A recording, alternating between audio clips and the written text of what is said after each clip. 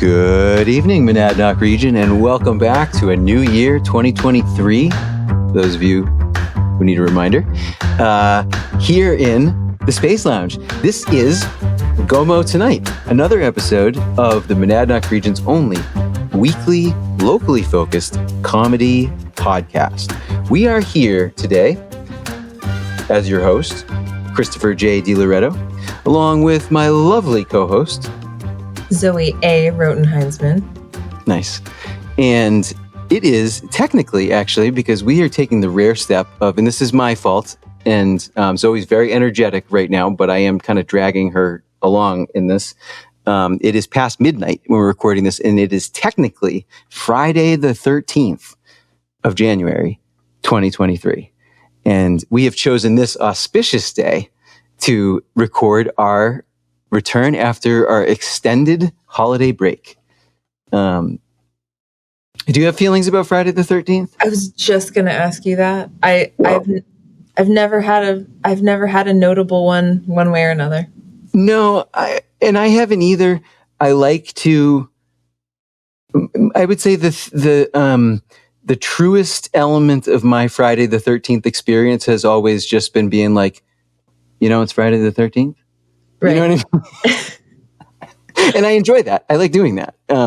It's fun for me, but nothing bad has ever really happened. One thing I will say is that, in recent years, do you know where I'm going with this? What the social media trend is there's that whole, it's like a meme, but like it's a lot of text. I don't think it's really much of a meme, but it's like the whole idea that like, do you know where Friday the 13th came from?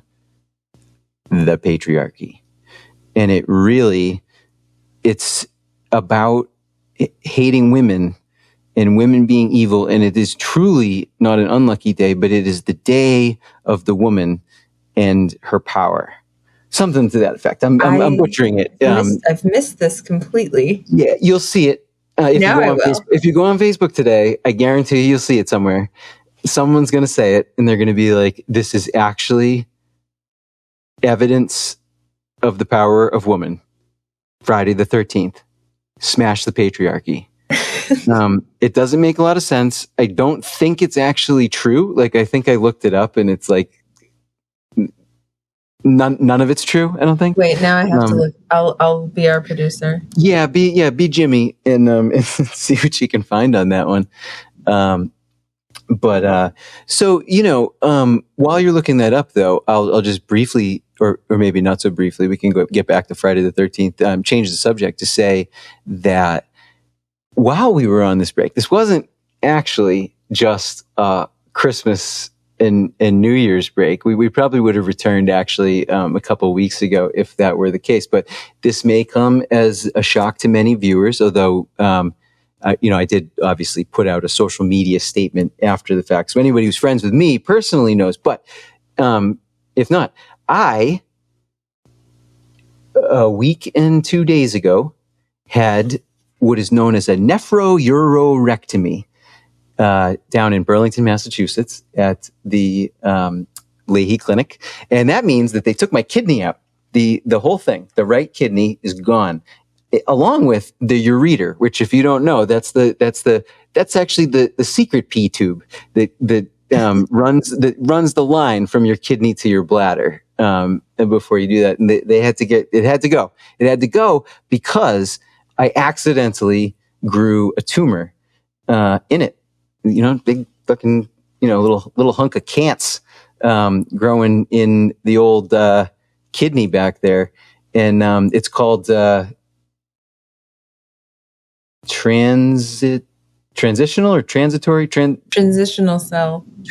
cell carcinoma of the renal pelvis, which is renal pelvis. This is not your regular pelvis. I learned this. It's all kinds of weird little body parts that you find out in these moments. It's a little pocket inside the kidney where I think, the urine initially forms.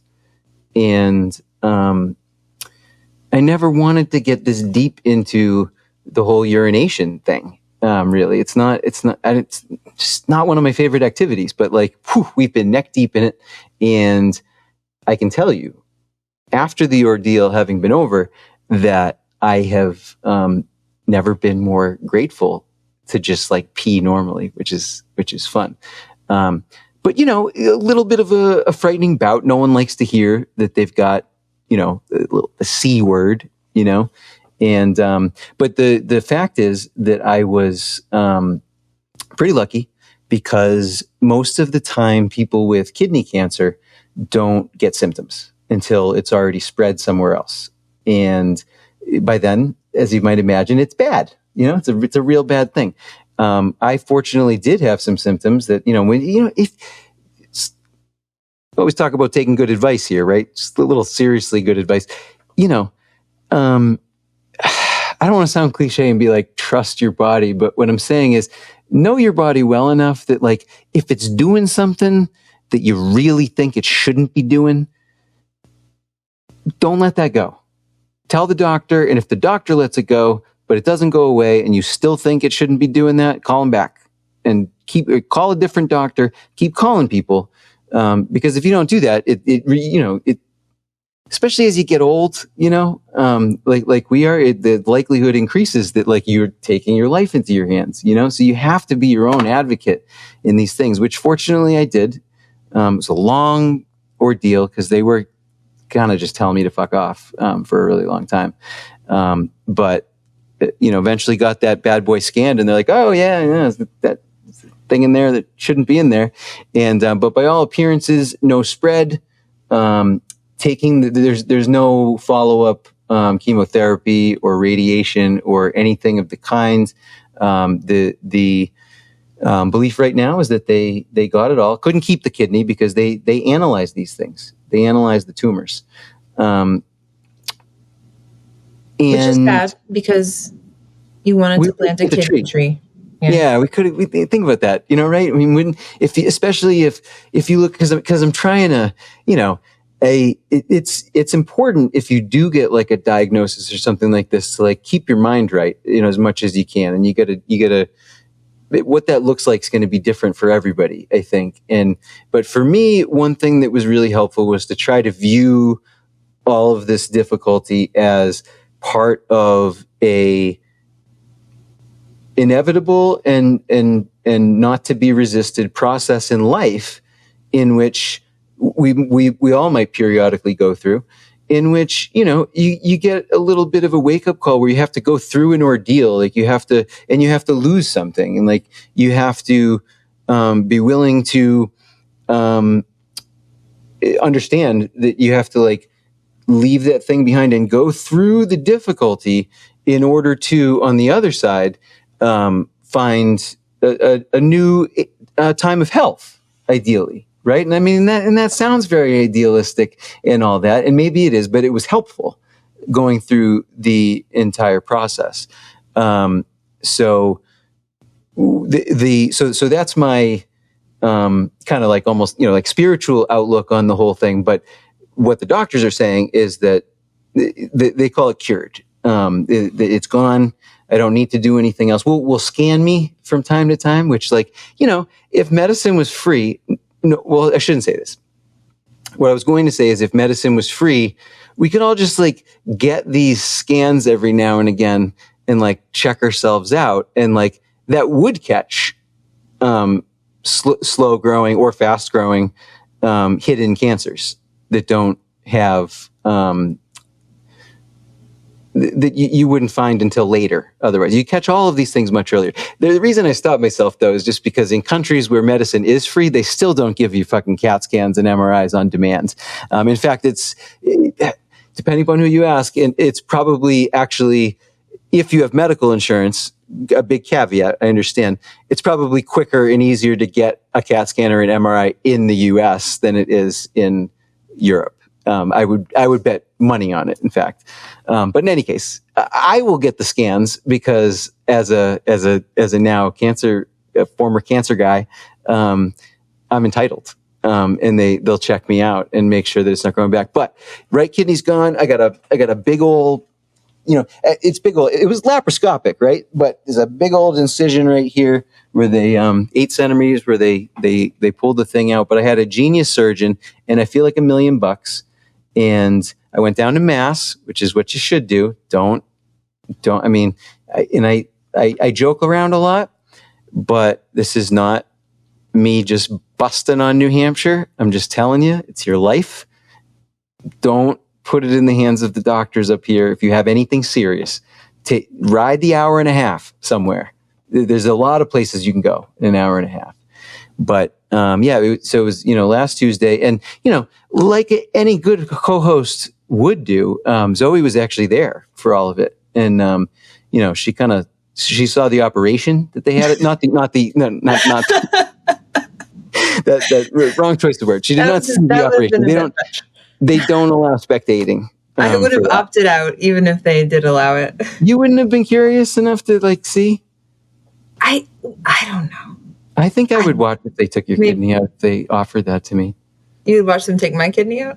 Maybe. I mean, I want you to keep yours, but if you had, I don't know. It's like, if somebody puts that question to me, though, I feel like it's like, ooh, I don't normally like looking at things like that, right? But right. when am I ever going to see something like that again? I guess I watched a couple clips of it on the internet before you had yours. Oh, and I didn't want to see. I wouldn't want to see that again. That's fair. And I might feel the same way if I had done that. I don't remember if it was you that I was talking to or someone else, but in the process of the time around all of this, but I think it was TLC back before that was a channel about. We were talking about this. Yeah, about whatever. I don't even want to call it reality TV because it's extra bizarre freak shows, basically, is what it turned out to be. But back in the day, what does TLC do now? Do they do weird weddings, or is it moved even beyond that? No, I think it's way beyond that. Let me just be the producer. Weird weddings was the last time that I saw TLC, but they did used to have operations. Probably plastic surgery, right? It was plastic surgery before and after, or was it more mundane stuff? Was it just I think it was both. Okay, just but it was literally just it was raw surgical video, just on cable. That's so weird. Yeah, and I don't know if that what the conversation we were having was is that gone, or do we just not think about TLC anymore? And we didn't find out the answer. No, I do know the answer. They definitely don't show that anymore. Okay. And I don't think they have since the 90s. And it does raise a lot of questions. Who, I mean, I don't oppose it, but who was asking for this? You know what I mean? Who was wanted to watch this? Let's throw this on the air, that's, and yes. Because it's what was this born out of a studio executive who thought that the masses wanted to see it, or were people was this from focus groups? Did they say we would like to see human surgery? Or were they we've got to fill some of the hours between the wedding shows? What footage can we get for cheap? But they didn't have those back then. They didn't. Oh, so the wedding shows and the surgeries did not overlap. Okay, no, it was it's a totally different, Okay. I'm confusing my TLC eras here. It's the difference between World War II All the Time History Channel and Ancient Aliens History Channel. It's same channel, but there was a divide, and those two things never really coexisted. No, they do. They do still have surgery shows. They just premiered this brand new show on TLC called Awake Surgery. For people who do they really show it, or is it just these are the people and the drama around the reality, around the surgery? It's a good question. Yeah, it's a good question. But Awake Surgery. No, on this preview video, there's this little preview video on TLC's Facebook that this is showing me is showing a freaking operation. Okay. Yeah, it does seem that way. And this just debuted in December. You're right. Brand new. There's just a lot we don't know about TLC is what I really think. Yeah. What the fuck?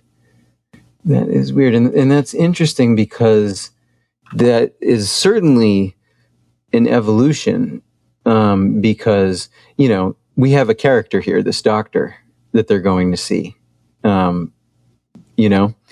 and because before it was just like, it was literally just raw footage. Like, right. It wasn't even like no one, there was no narrator, there was no host, there was no like intro really. You just heard the surgeon talking like the surgeon talks while the C-SPAN of surgery camera was like over a body, and yes. you would just like watch, I guess, if you wanted to. Yeah. You know, maybe it was a good commercial show while you're watching something else, you know, like, all right, let's check in on the doc, like, see how he's doing. But no, what I meant though is that Zoe saw the operation in terms of like the both like the op department and the, you know, urology surgeons that we had at Leahy. She bore witness to the decent medicine going on down there, not the actual operation that I underwent. But I don't know. Any comment on that, or from the experience, or you know, hospitals are weird places. Yeah, certainly we talked about that a little bit afterward. Like, it's just a place where there's lots of rules that seem to have no purpose or origin. They're just there to be followed. Yeah, well, a lot of people don't know. I mean, well, they might know, because even around here, if you go to any of the hospitals or, you know, whatever, they do still make you put a mask on, I think. And if not, that changed very recently. But Leahy very much not only makes you do that, but has like full on COVID protocols in terms of like how many visitors can be there, what the hours are, like all this stuff. Like which to me just says that it's easier for the hospital for it to be that way. And so they don't want to change it, you know, because it's not because of COVID. Right. And, you know, I just hung out in the cafeteria where you're allowed to take your mask off, you know, and even though it's like an open cafeteria right there on the main floor of the hospital, it's like you cross that magical line and then nobody can get a disease. Yeah. So it's clearly not a disease protocol. Yep. Right. Exactly. Yeah, no, they are weird places. And, you know, I mean, probably, you were conscious in the hospital more time than I was. If we added it up, I was out for a while. Yeah. But no, they're very good to you.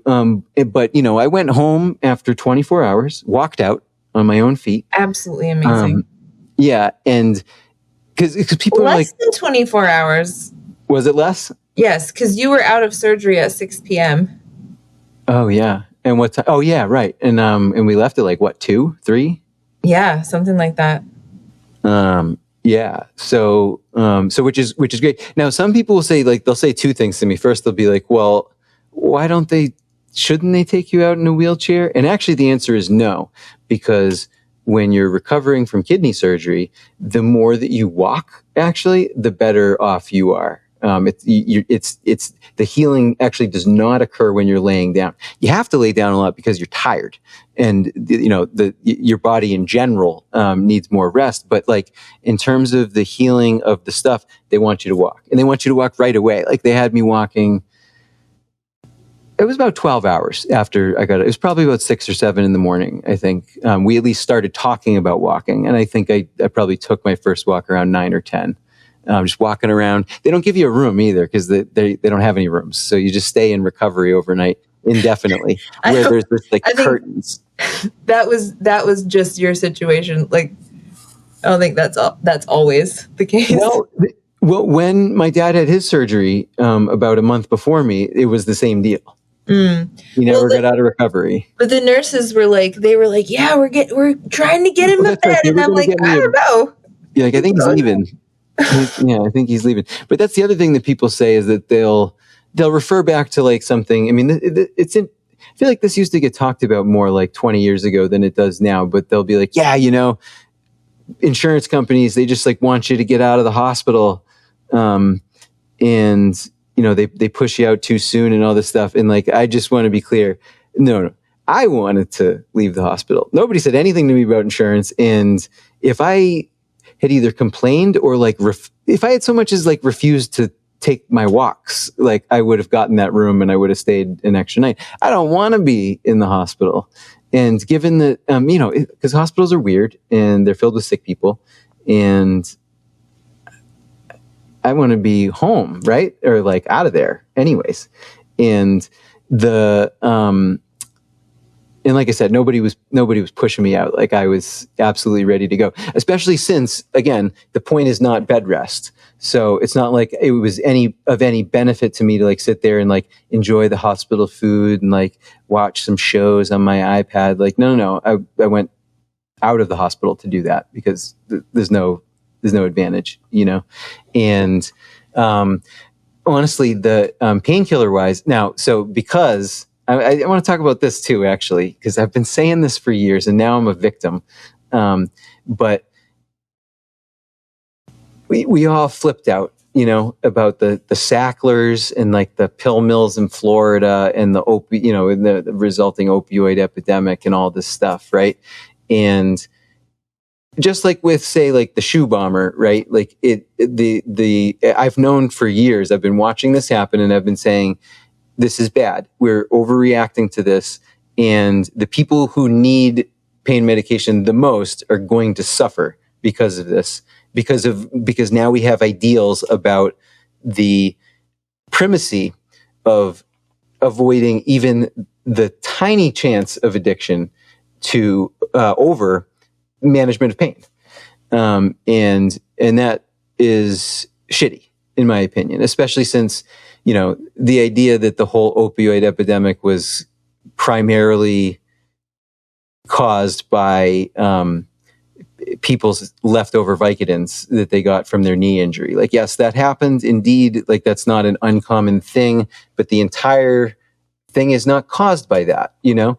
And even if pain medication was overprescribed before, because I'm not entirely unsympathetic to the argument that sometimes like we need a little pain, and like the idea that like you never feel any pain might not be conducive to healing, and that's fine. That's cool. But sometimes you need the fucking pain medication, and they don't really do that. They like, you know, 10, 12 years ago, you would definitely be getting like a morphine, IV drip. At minimum, when you come out, you would be on it already. You'd be on it, and, you know, until you started doing those walks around and started getting ready to go home. Nothing. I got Tylenol. You can't have ibuprofen with one kidney. Bummer, right? Because it works. And Tylenol, yeah, I've come to appreciate it in the last week, but I've really liked ibuprofen all these years. It's a sad thing to let go, along with smoking. And they would sometimes, if I complained a lot, because, you know, they just fucking cut me open and took an organ, right? Why would I complain? They would sprinkle a little Dilaudid into the IV bag, which would give you like a half an hour to like take the edge off, right? Bummer. But actually, when they quit doing that and just gave me, and again, very low dose of oxycodone, like you would get like 7 times this amount for you know, like a root canal or something just 10 years ago, right? And they're just giving me these tiny, tiny little doses. Nonetheless, those tiny oral doses did a lot more than that crappy Dilaudid. But the truth is, and I do credit this to the surgeon mostly, maybe a little bit to willpower, but it was only like 3 days or so that I actually needed pain medication at all. And eventually it wore off. But, so nice experience as far as losing an organ goes. Yeah. Well, my mom had foot surgery not that long ago and suffered from this pain medication thing where they were making her like, they were giving her like 2 or 3 pills at a time. And like, she had like some bone, I don't remember exactly what it was, but it was something to do with her bones and like, she was in like very severe foot pain. And like, she said that she would be like ticking down the minutes that felt like hours until she was like allowed to call and get more medicine. And it's like, you just don't need to like put a woman who's like literally had her bones like shaved or whatever they did to her. Like, that person doesn't really need to be subjected to that, I don't think. Yeah, it's like, even if there was a point here, you know, and even if they marketed OxyContin in an evil way, and even, you know, like all of these things, right? Like, and even if we decide, like, okay, you know, you don't actually need like 2 bottles of Vicodin for your tooth root canal, right? Fine. Okay. All right. Cool. Like, you know, Bush administration, like we've said this many times, heady days, you know what I mean? It's crazy time. Everybody's doing lots of drugs. But that's fine. We don't have to keep doing that. But the people in extreme pain should get it. And just as a matter of policy, like that should be the first resort, not the thing you have to beg for. Right. And all that. I mean, stuff. And you had to call. I had to call. Yeah, I had to call. But they told me that it was fine. Like they literally said, like, if anybody's ever taken pain medication, you know how small this is. 7 individual pills, 5 milligrams each of oxycodone. And anybody who actually remembers what OxyContin was like, you know, 80 milligrams, 40 milligrams, 20 milligrams, 1 pill, you know, I mean, like that was the, man, you know, take the pain away, man, you know, again, maybe that was excessive, but now we've gone down to 5, right? Nonetheless, it's been a lot of years since I was interested in that kind of partying, right? So like, I'm not looking for a good time. And I was very clear with them about that. I wanted to come off of those meds as soon as possible. Did not have any difficulty. You don't get withdrawals after a few days. You don't. And that's what I did. But I did, 7 was not enough at all. You know, that was like basically like 1 24-hour period's worth. But they told me, they're like, we're only giving you this. Call us back if you need more. We'll call it in. We did do that. They did call it in. And I didn't even need to finish the second round. I stopped on my own, which I think most people do, guys. Honestly, like we can trust the majority of people to like not be like, oh, my 7 oxycodones are gone. Let me see if I can score smack on the street. You know, like most people aren't going to do that. Like the vast majority of people don't do that, you know? So I don't know. We can take more of a moderate path, I think, in that regard. But, you know, nonetheless, we got through it. And, you know, there's all kinds of weird things, associated with this. Like, they don't even tell you this till after, but like, I don't know if you guys know, but if you have like surgery, like anywhere around there, your intestines just like turn off, like, and they stay that way.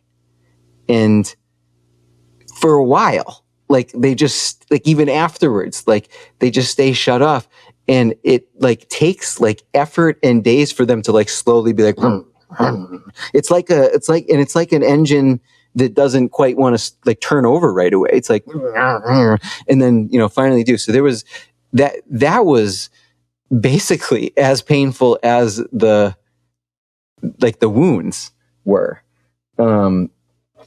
And that, but it was after, at least I didn't have to deal with them both at the same time. So it was like the wound pain went away, and then there was just angsty, intestines, and I couldn't really eat until that was at least partially resolved. So that was tricky, but like, yeah, I mean, you know, I was out and about tonight. We had, open mic over, it was Thursday. It's past midnight. I remind you. We had our open mic, Monadnock Underground Writers Night Out at the Peterborough Town Library. And, I don't think anybody would have known that I was, that I only got a super left kidney now. Yeah. You know, kind of fun.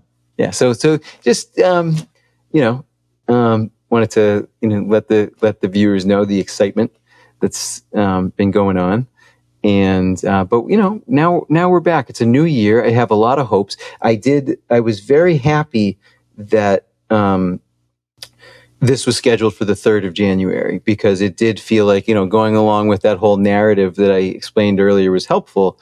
You know, we could kind of say, okay, we're beginning the year, we're getting the cance out, and then the whole year can unfold from there. And that's where we're at now. And, yeah, I think that's that. Yeah. In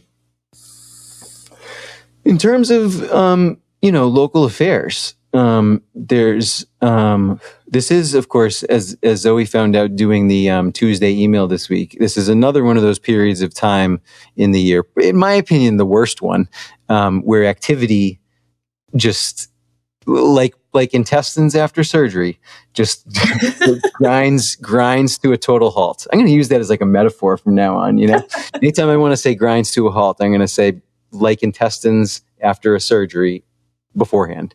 Yeah, it's good. And people who get it will get it. Yeah, right. And people who don't will look puzzled, and I won't explain.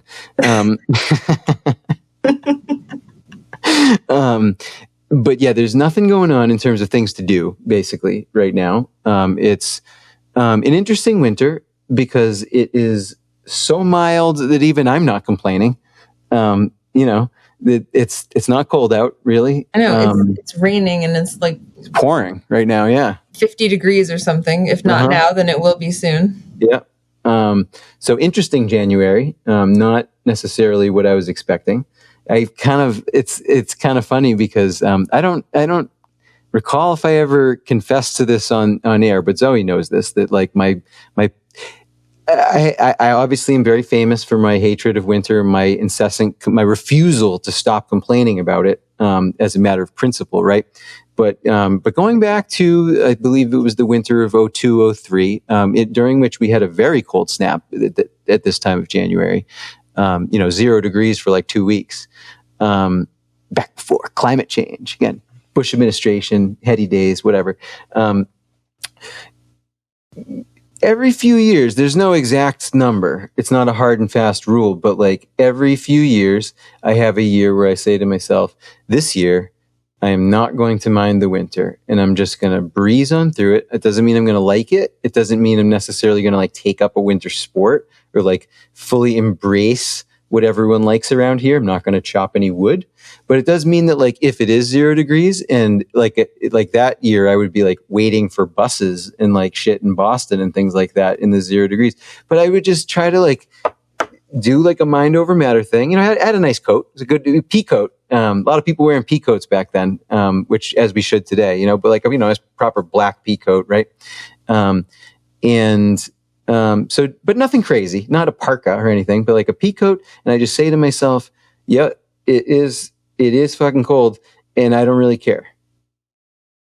And like for me anyways, my body naturally tenses up as soon as I walk outside the front door and it's cold, right? And it's below like 40 degrees. I just tense up, right? But if I have this thought process in mind, I control my own like relaxation and I don't, because the tension doesn't help. I don't really think. I think it just makes you colder, you know? I mean, it makes you suffer more. That's like Wim Hof's whole thing is like, it kind of is. Yeah. To control your mind, you know, and like get over the stimulus of the cold. So I decided, and I think that I quietly decided this maybe as early as the end of last winter, but like as we began approaching the season, I confirmed it in my head and then began confessing it to, trusted friends and colleagues. But this year was going to be one of those years where I was like, you know what?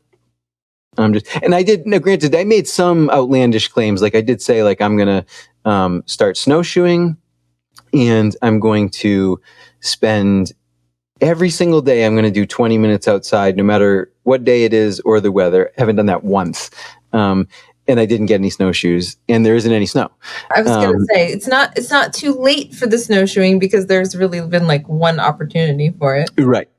But I feel like it is the kind of thing where the pattern has sort of been that like, and if this continues to follow it, is that like, yeah, we might get like 1 or 2 snowstorms after this, but they're going to be followed by like rainstorms like this one. And I don't know if I'm going to go buy something to, to try to capture those windows, I hear you. I should try to get outside more. I really should. The idea was both for air quality and the light. We've been talking a lot about getting that natural light. I have this beautiful sun lamp right here, which does help me. I didn't have this last year and it's good. And I take a ton of vitamin D in the wintertime. And that helps too. But there is something, I think Zoe said this first, about those natural rays, particularly at certain times of day, that are they just seem to be beneficial for the humans. And I miss out on that when I am never outdoors. I have this reputation for being like a very winter outdoorsy person. Maybe only to you, because you definitely like believed this about me. But like, yes, I did. Until this year. Yeah. I will hike with the kids once a week, but I don't enjoy being outside in the cold either. And I did start cross-country skiing last year, which I thought was actually pretty fun. I think I talked on the show that I don't like sliding sports. You know, I don't want to feel out of control. But cross-country skiing was pretty fun to do last year. And so, you know, if I don't get to do it this winter, I probably will feel like a tiny little like, that's too bad. That would have been fun to do. Sure. But I'm not going to like be super upset about it. So I think that I just inferred that about you because like out of a combination of your visible discipline in continuing to do those winter hikes, at least for a couple of years anyways. Yeah. We haven't gotten back up from the holidays, but like we're well, and there was a lot of like disease and stuff. A lot of disease and holidays, but yes, that's not. Yeah, the winter's not over. I'm not trying to say it's dead, but like it did feel like at least in like 2020 and maybe last year that it was like you guys were like the postal service. Like didn't matter what was going on. Like you were like on that Friday or whatever hike day, like you were like out there. So combination of that and the fact that I know that some of the people that you were hiking with are very enthusiastic winter people. So I assumed that just applied to everybody in the group. And then the cross country skiing thing on top of like, that was like the icing on the cake where it's like, yeah, see, she's a winter warrior. Winter sport. Yeah. No, I've been trying to go outside too. I've also been pretty bad about it. Definitely not hitting those early morning rays. Like the last thing I want to do when I wake up is like go outside in the cold. Yeah. It's just not how I like to start my day. No. But I have been trying to like do the cold thing as much as the light thing, you know, like the going out in shorts and a t-shirt for like yes. So, you know, I don't know if you guys know this Wim Hof fellow, you know, who's look him up on YouTube. He has demonstrated some remarkable things about, I think, his ability to control his own body temperature, literally like with his mind and immune system wise. The dude's just like a little bit superhuman, and it has to, you know, I'm sure it's trendy right now, ice baths and like, you know, super cold chambers and like things like that. You've probably encountered some of this somewhere. But I have very reluctantly, along with Zoe, come to see the merits in at least trying some of this. And it's like, you know, a little like 20 seconds I started going up to like close to 2 minutes of, like the coldest water at the end of your shower. Like, you know, don't take a cold shower if you don't want, but like, you know, right at the very end, as I'm like rinsing off, kill the hot and turn on the cold, and you just get this blast. And then like, and every time I'm like, here it comes. And like, you know, you kind of endure it. And then just like it is very Wim Hof, like what I was saying about like, you just tell yourself you don't mind. You do that here too. And you're just like, all right, yeah, it feels the way it feels, but I don't have to like put a value judgment as in terms of good or bad and just say, it's just how it feels. And it is wildly like refreshing and invigorating, especially if it's early in the day shower. Like it does do something, right? And so that's where I started. And then I was like, all right, if that kind of works, maybe I should be willing to try the outside thing, especially since it would dovetail with my own outside goals. Yeah. And I did that for a while, but it was just in the even weeks leading up to the surgery, it was really hard for me to maintain positive habits. And I did a really good job like making it up to that point with them. And I still think that I maintained enough good habits long enough close to the surgery that at least some of them probably helped and contributed to the success of the surgery and the healing. But I did fall off completely, like just mentally, like I just couldn't keep it together. And that was one of the first things, if I'm going to, get undisciplined about something, right? Like the first thing is going to be the going outside in, shirtless. And so it's been a few weeks. But that actually does feel pretty good. Like the first 30 seconds are like torture. And then like once you get past that, I feel like the next like minute to minute and a half is like kind of bad. And then once you get past that, it's like, all right, this actually is like refreshing and invigorating. And like I could do this for a long time. So I don't know if I ever made it to the point where I could really say that, because I never really did it longer than like probably at most like 7 minutes or something like that, See, I feel like well before the 7-minute point, I was starting to feel like, all right, this is like not unpleasant. So I agree that there is a line that you cross after which it's just like you just sort of tolerate it after that, but like it doesn't. It's not like it just falls off for me. It's like yeah, it's true. I can do this, but then another like 3 or 4 minutes later, I'm like, all right, I've done it enough, Yeah. I mean, that's about as long as I've done it too, because I'm just like, okay, I could do this for a long time, but I'm all set now. And if I really psyched myself up, I certainly could, but like, it's usually part of it though is like, what am I gonna do? I'm just standing there on the porch. Yeah. Like in my shorts. It's like I can't do anything. There's actually a Wim Hof app.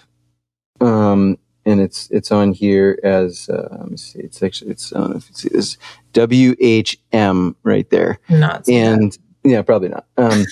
And that guides. It does. There's a bunch of things in that app, but it guides you through his like most basic outside in the cold breathing technique, which is like, if I remember right, I think you just take one deep breath in to like get ready, and then you like hyperventilate, and you set how many breaths it is, but it's like between 20 and 30, and you're like in, out, in, out, in, out, in, out, in, out, in, out, in, out.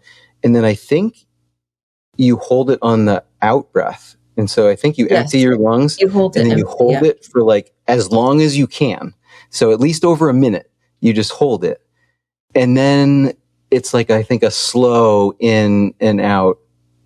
And then I didn't know you were supposed to do that in the cold. That's cool. I've never done that. That's what it's when you, So I have done that, but it's a really hard breathing exercise though. So it doesn't really pass the time, you know what I mean? Make it like, it gives you something to do, but it's hard to keep doing it, because it is just like you do it and you kind of like, you catch your breath back, and then it's like, all right, do it again, hyperventilate in and out. I've done that exercise, just not in the cold. Yeah. Well, and the funny thing for me is that he also says audibly in the app, like you need to be like sitting or laying down for this, right? But that's hard for me when I'm outside in the cold. So I take the risk of taking a header basically, and I do it standing up. I've never felt dizzy or like I'm going to fall though. But that's the risk, is that you might hyperventilate yourself to like a little passing out and bonk your head. But I've never felt that way. This is making me want to do that.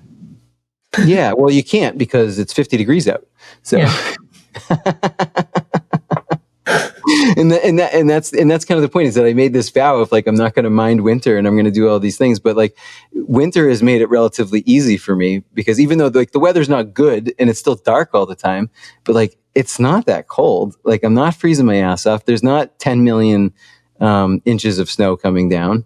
I don't have to drive anywhere. I can't even shovel the driveway, thanks to my surgery, even if it does snow. So like, I can't complain about that. So I'm succeeding at not minding winter, but I feel like I have to do this again next year if this doesn't change, because I haven't actually accomplished anything here, Yeah. That's funny. But yeah, that's the time of year it is, town government wise, it's budget season. So the budget's getting talked about on the budget committee, obviously heavily, as well as, in the select board meetings. And, I think it'll be, probably just after this program is released, but we are in the process of planning, might be a one-off, might be a series. We'll see.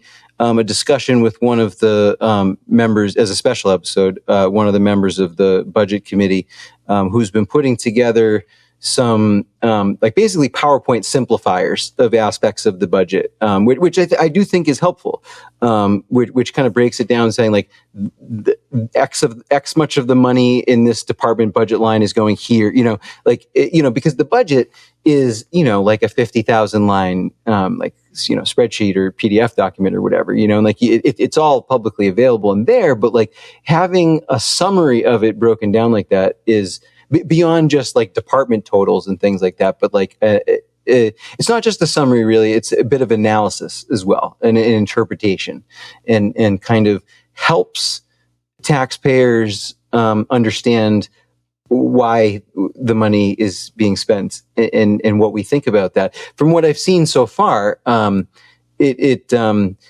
the slides actually is how do I want to phrase this? I want to say it's pro budget. Like that sounds silly. Like it's not a criticism of how the money. It's actually a very helpful explainer of, oh yeah, fuck shit. There is a reason for all this, and like maybe there's a couple things where it's like we might want to collectively look into this more because it could be an area of opportunity. But for the most part, these items that he's laid out, at least in this initial slide deck, which he'll bring to us in the special episode, mostly just provide justification and actually a lot of sense around what otherwise would just be line items and numbers. And so we're going to do a little bit of that. One interesting thing was there was an email exchange that they attached to the select board packet for the select board meeting this past week, and which they do sometimes. Anytime they feel that a communication is, fall. Now, a lot of people don't know this, but any email that it was sent or received by any Peterborough town employee is subject to the public. And that's just true of any government employee, basically anywhere in the country. I mean, you can submit a Freedom of Information Act request and get anybody's email at any time. My brother is, he's a graduate student Congress advisor at the University of Arkansas. And all of his emails are subject to Freedom of Information Act search, even though like, what would anyone possibly want with that? Right. But technically, because it's a state university, he's an employee of the government and we all have the right to know. So anyways, we have the right to know all this, but they will print these and they will put them in the packet sometimes if there is a belief by someone that it belongs directly in the public record, because it's relevant or whatever. And it was kind of an interesting exchange because, one of the budget committee members, you may have heard of him, Andrew Osterman, the original Fight Club Santa, was just asking a lot of questions of the finance director of the town who puts together the budget, just being like, why is this listed like this and all this stuff. And it's like, you could read it and be like, man, he's being a pain in the ass. And maybe it was, that's fine. But we certainly, if we have a budget committee, which the existence and the power of the budget committee is a matter of question and is a separate subject, which we won't get into right now, right? But like, if we have a budget committee, regardless of whether it's a strange figurehead body with no authority at all, the members should have the ability to ask precisely this kind of question. And even if it is a pain in the ass, that's, it's the finance director's job to answer them. And, she was doing a decent job and the questions were certainly not unfair or belligerent. And there was, that's all it was Andrew and the finance director. And on copy were the members of the budget committee and the select board. Because the purpose of his questions was to I might as well just say it, he's the guy putting together the PowerPoints. And so he was asking these questions so that he could prepare the PowerPoints in hopes of having them ready before the meeting on Tuesday. I guess they weren't interested in including that in Tuesday's meeting. They'll probably be shown to the public in the budget committee meetings. But that was his intent anyways, was he wanted to kind of have some of this in his head before, I think, the select board meeting. And so it was relevant for everybody involved. And, Nicole, everyone knows our esteemed town administrator, kind of chimed in at some point and was like, I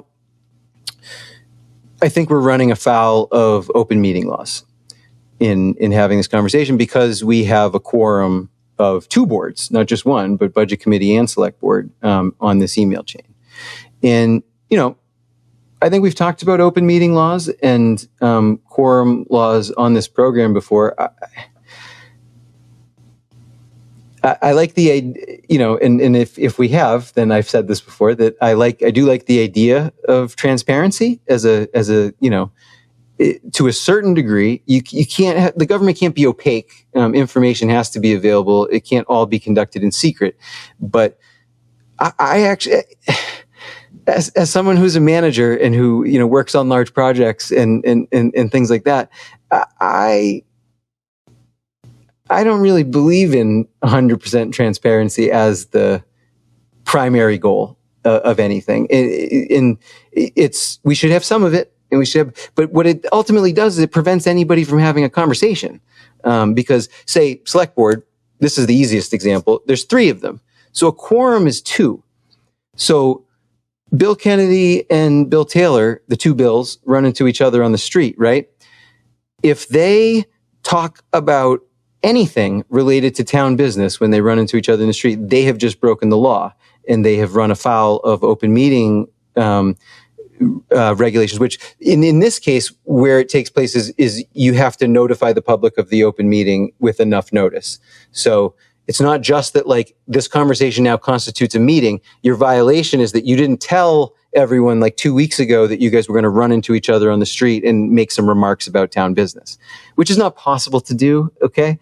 And Bill should be able to go to Mi Jalisco and have a margarita and plan shit, in my opinion.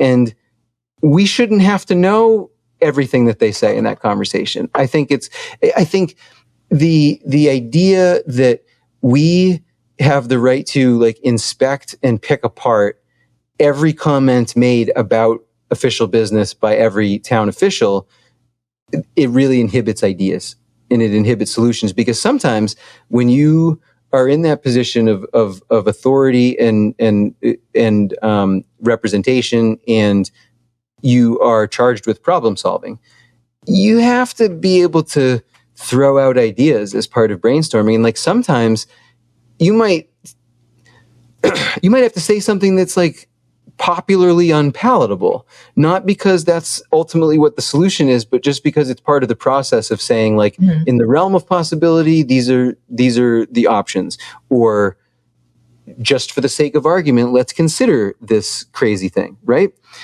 And that's helpful in coming to a solution. That's helpful in creatively finding ways forward.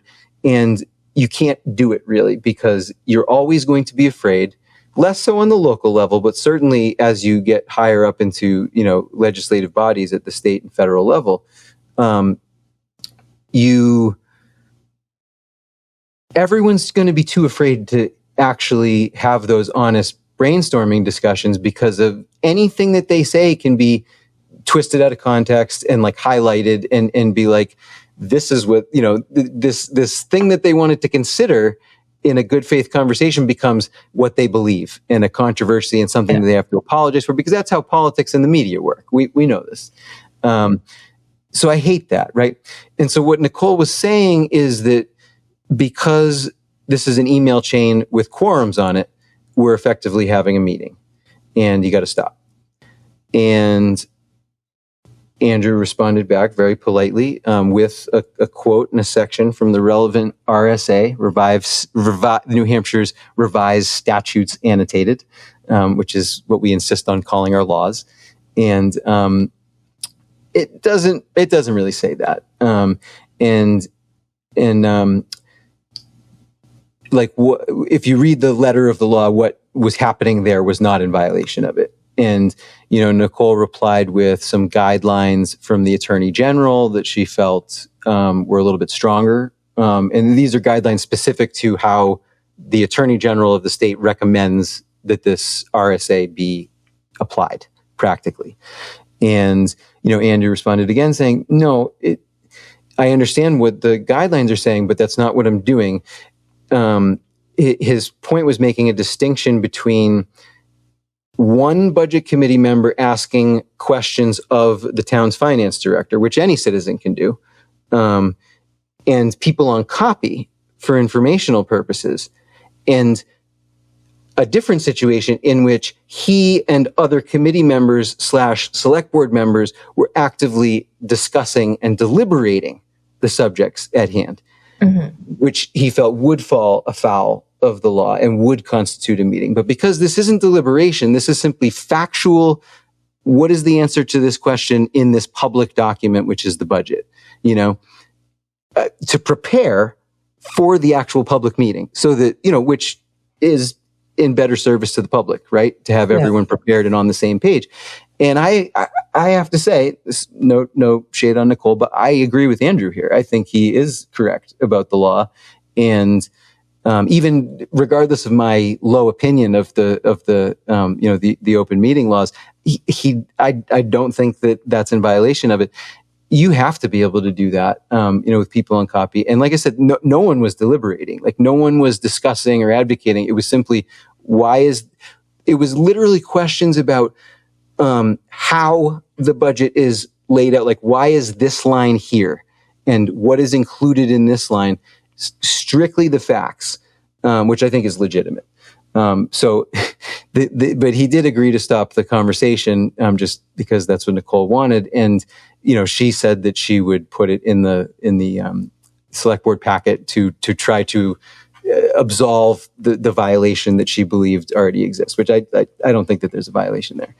But it's just interesting that's how it works, that there's, and that's what I don't like, is that because what he was doing is pure business. Like it's the business that must be done, and right to know open meeting shit shouldn't get in the way of that. Like, because if you had to have an actual in-person announced meeting at which you could ask all of those questions, right?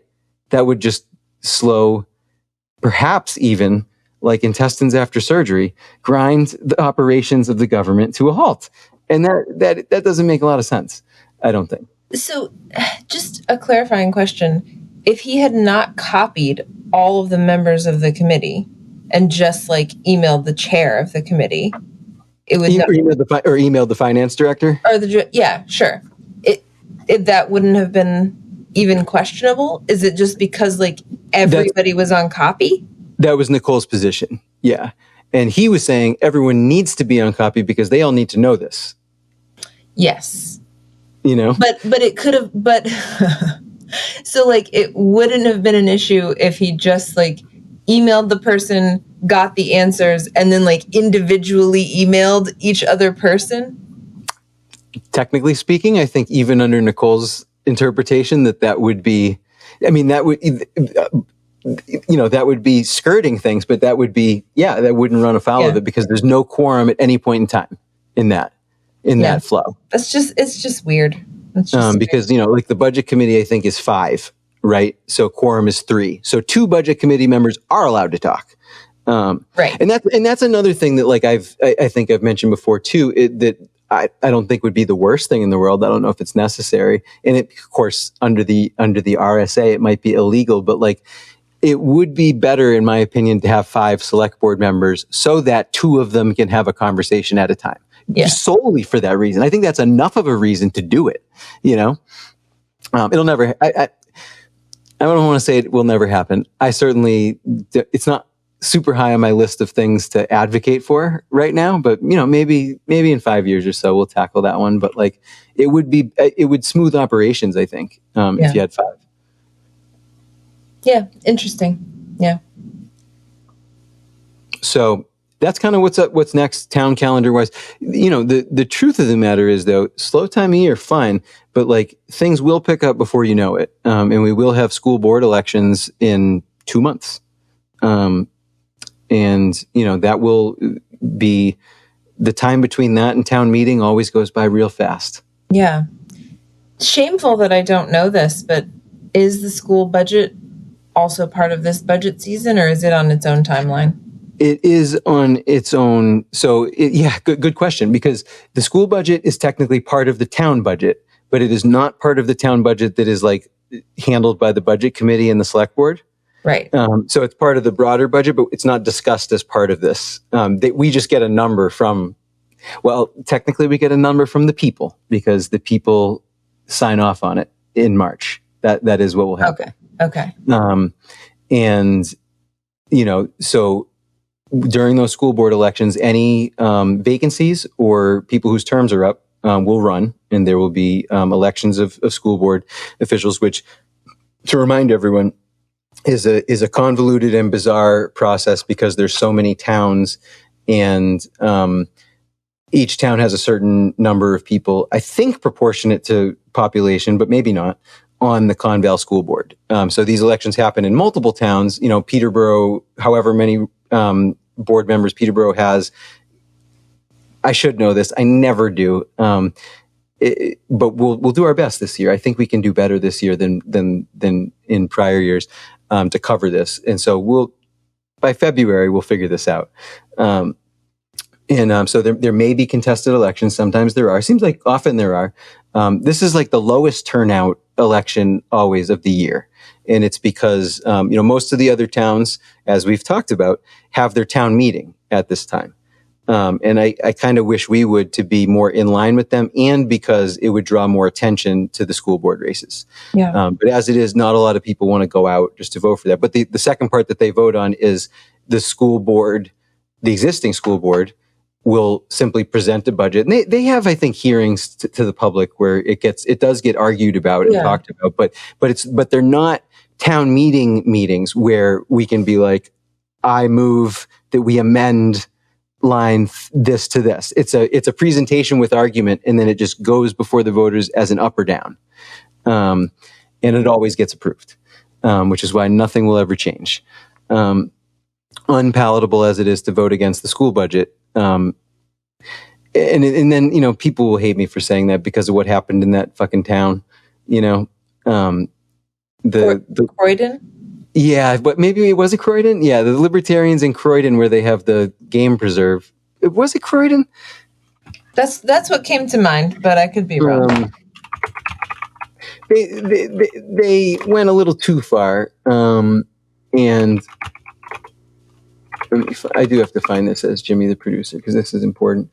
So it's a tiny town of Croydon. You're right. No, sorry. You are right. It is Croydon, where the vote was 20-14. But what they did was they got enough of them there, and they basically. So maybe you can amend it in this meeting, because I think that's what they did. Was in the meeting there were enough people there to say, we move to cut the school budget from 1.7 million. Which is a fraction of our town. I think Peterborough alone is $50 million a year for our contribution to Conval. 50 million. Or maybe I'm speaking out of turn. Maybe the total budget is 50 million, but the school budget is half of that. But I don't think so. We'll look that up. We'll fact check that. But it's a huge number of millions. And anyways, they cut the school budget from 1.7 million to 800,000, which of course, democracy, people have the right to do this. But what this effectively did was, and I say it'd be nice to vote down the budget to force some changes, but much of the budget year to year must sort of stay the same, lest the system collapse. Like any reforms that we identify that we want to make to reduce the budget, need to be identified and planned, right? If you just take your school and cut the budget in half, well, yep, in theory, you could fire half of everybody, but you can't use half the electricity, you can't, so it's like, how do you can't make, they basically crippled their own public school through this vote. So listen, guys, don't panic. I know you think I'm sometimes a libertarian Trumper or something like that. I'm really not. And I'm not advocating for that. I don't want to tear Conval all the school buildings to pieces, brick by brick. Not what I'm saying. But we do always complain about the budget and the budget in general and the taxes going up and all this stuff. And the biggest driver of that is the school budget. And we can talk a lot more about why that is the way that it is, but it's not as simple as the amount of school buildings that we have. It's a problem nationwide, and it's because if you look at numbers, it has nothing to do with teacher salaries, and it's it's a phenomenon known as administrative bloat, where the amount of money in school districts that are spent on consultants and administrators has gone like this, while teacher salaries have remained completely flat like this. And that's where the money goes. And, are our kids smarter because of that? Because of whoever these fucking people are that command those kinds of salaries? We'll talk about this more another time, but I don't really think so. So this is, so a lot of government coming up, it'll be here. It's dull right now, but this is all going to be here before we know it. And, I am having gotten my new lease on life here, very much looking forward to, living among all of you for decades to come, but certainly for the year of our Lord 2023, which for me anyways, can't possibly go worse than 2022. I had even problems beyond cancer, if you can believe that. That'd be enough, right? But like, nah, this is I'm not going to say it's going to be a banner year, because who knows, but like, I don't want to jinx it, but way better than last year. And I think it will be for all of you out there as well, especially if you are a loyal and enthusiastic listener of or viewer of this program. But I think we can kind of call it there. We were gonna help out the misconnection singles, but we were a little over time, and we'll be back on our once a week schedule from here on out. But look for some changes. We might shake up our platform. We might shake up our studio setup. How we record these, how we get our guests on. I don't know. We use something called Zencaster, but like it's been good to us for a couple of years, but I think that maybe we can do better, and we're always looking to improve over here at Go Monadnock and MU Media as a whole. This episode, as all our episodes are, is produced by Chad Patterson, the wonderful man from Manchester. He's not from there, denizen of a burger about town of Manchester, New Hampshire. He is our sound lord and producer. He's the one who makes this sound as good as it does. And, in fact, if we're looking for a new platform, we probably will do an episode on it and like test it and send him the audio, and like he'll tell us if like, no, this is garbage. You can't do that. You got to stick with Zencaster, or like, no, it's not, because he is the expert. And maybe not in all cases, right? But when it comes to our audio production and our sound needs, we do trust the experts here on GoMo Tonight. And you should too. He's got an outfit called Studio 117, found at studio117.net, at which, if you contact him, he will work out a special arrangement with you for basically any sound need that you might have or can think of, whether it's production like this, whether it's mixing of some other kind, whether it's consultation, setup, whether it's telling you how to make your beautiful soprano voice sound the best that it can be with your crappy microphone. He's the guy who can help you out with all of those things. He's available there. He's also the what do we want to call him? The star lead guitarist of the hottest dad rock band easily at this point. I don't even think this is disputed in New England, as they continue to pick up gig after gig after gig across New Hampshire, Massachusetts. I betcha we'll see them in Connecticut and Maine this year, down by 10. And, their success may come to your detriment in some ways. Like, granted, I think next month they'll be back in Milford, which we're going to demand that all of you go to. But the thing is, the more public gigs they book, the fewer weekend dates they're available for your bar mitzvah, your corporate event, your retirement party, your over the hill party. Oh my God, maybe we'll have them play at mine. A couple years away, but I still believe it over the hill at 40, by the way. But so get out there. If you get, honestly, at this point, if you've got something in like June or July that you want them at, contact them today. Contact info is going to be in the show notes down by 10. Hottest dad rock around. They are playing any cover that you can dream of from 60s, 70s, 80s, 90s, and the aughts. But like anyone sensible, they don't go beyond the Bush administration. Because what is there beyond that, honestly? We know this. Okay, so thanks, Chad. And seriously, guys, avail yourself of Chad's services. Not only is he talented and knowledgeable, but he's just a really fucking pleasant guy. We really like Chad. And his wife, Brandy, is a phenomenal artist, so look her up as well. That's our show. That's our first show of 2023. I'm really optimistic about where we're going from here. I'm really glad that all of you have come along with us on this. Glad to be here with just the left kidney, whatever else. I think we've given you plenty of things to chew on and plenty of options to choose from. And whatever strikes your fancy, whatever, shakes your bush or whatever, all I have to say is, till we meet again, take good advice. We'll see you next time.